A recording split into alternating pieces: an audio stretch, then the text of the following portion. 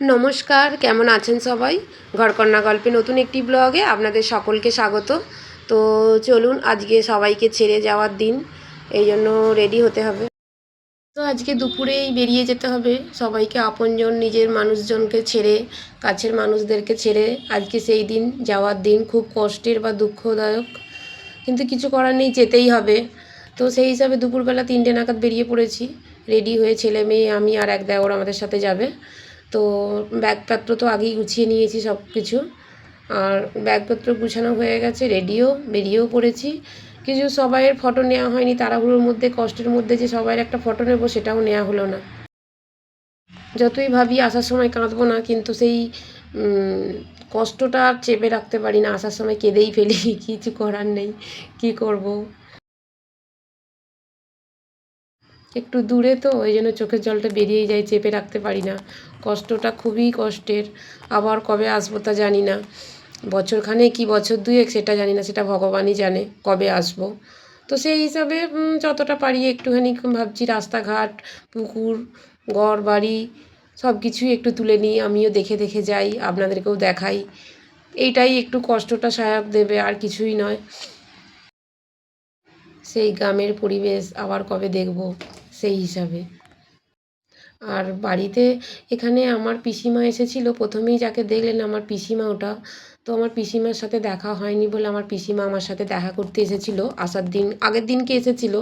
তো পিসিমার সাথে দেখা হয়নি বলতে, আমার গৃহপ্রবেশে, আমাদের বাড়িতে গৃহপ্রবেশ যেদিনকে হয়েছিল আপনাদেরকে ভিডিওতে দেখেছি, তো সেই দিনকে আমার পিসিমা আসেনি, পিসিমশাই এসেছিল।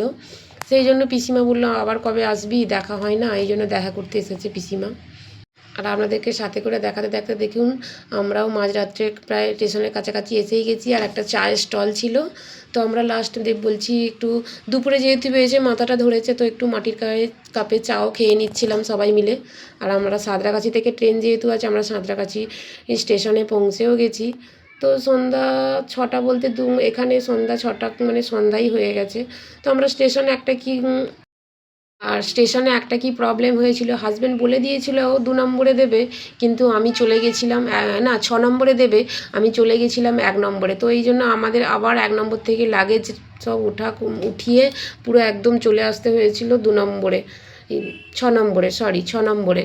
তো সেই হিসাবে 6 নম্বরে চলে এসেছিলাম, এসে বসেছিলাম, ছেলেকে খিদে পেয়েছিল, তো ওই যে বিস্কুট জলই খাচ্ছিল। আর আমি জানিই না যে আমার মেয়ে ভিডিও করছে, আমি হাঁ করে বসেই আছি ওর।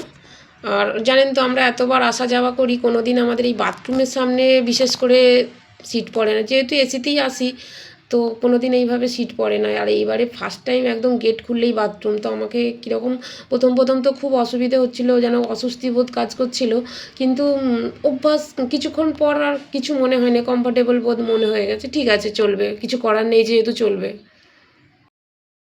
তো ট্রেনে যাওয়া মানে টাইম পাস, ছেলেকে নিয়ে একটু টাইম পাস, চারিদিকের পরিবেশকে নিয়ে একটু দেখতে দেখতে যাওয়া, এটুকুই ছিল। কারণ যেহেতু যেইভাবে গেছি সেইভাবেই পৌঁছাতে হবে, রাস্তাটা তো কভার করতে হবে, তো সেইভাবেই ততটাই রাস্তা আবার কভার করে আসতে হবে। তো এই জন্য ভাবলাম একটুখানি ছবিগুলো তুলি। এই যে সূর্যাস্ত যাওয়ার আগের মুহূর্তটা কত সুন্দর, যেন সত্যি এখানেই হয়তো সূর্যটা ডুববে, কিন্তু না, কোন জায়গায় ডুববে সেটা তো একদম সেই জানে। কিন্তু প্রাকৃতিক দৃশ্যটা খুব সুন্দর লাগছিল বলে আপনাদেরকেও দেখালাম, যেন মেঘে ভেজা একদম কাপুস তুলো, খুব সুন্দর লাগছে আকাশটা, কি ভালো লাগছে, এই জন্য ভাবলাম একটুকে ছবিটা তুলি, আপনাদেরকেও দেখাই, আমিও দেখি। আর এইভাবেই দিনগুলো দেখতে দেখতে কীভাবে কেটে গেল বুঝতেই পারা গেল না, একটা মাস কোন দিক দিয়ে কেটে গেল, বড়বাড়ির পুজো, তারপর এখানে একটু ভগবানের কাছে তারকেশ্বর যাওয়া, এখানে আমার বাড়িতে লোকজন 3-4বার আসা যাওয়া, ননদরা আসা, বোনেরা আসা, দিদিরা আসা, এইভাবে কাটতে করতে দিনটা কিভাবে দিনগুলো কেটে গেল বোঝাই গেল না। তো রাতের খাবার মেয়ে নিয়ে নিয়েছে, দেওরও নিয়ে নিয়েছে, মেয়ে নিয়েছে সবজি, আর দেওর নিয়েছিল একটু মাছ ভাত। তো আমি কিছুই খাই না, শরীরটা যেহেতু ভালো ছিল না, এই জন্য আমি কিছু খাই না, শুয়ে পড়েছিলাম।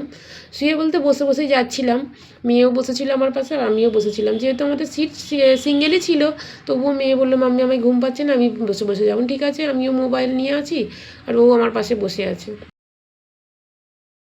আর আসার আগের মুহূর্তের আনন্দটাই অন্যরকম। আবার এই যে এখানে মুম্বাইয়ে আসবো, যতটা কষ্ট আছে ছেড়ে আসার আপনজনদেরকে, আবার ততটাই আনন্দ, বলতে ততটাও নয়, একটু আনন্দ, দুঃখের মধ্যেও কষ্টর মধ্যেও একটুখানি আনন্দ আছে যে না ঘরে, নিজের ঘরে ফিরছি।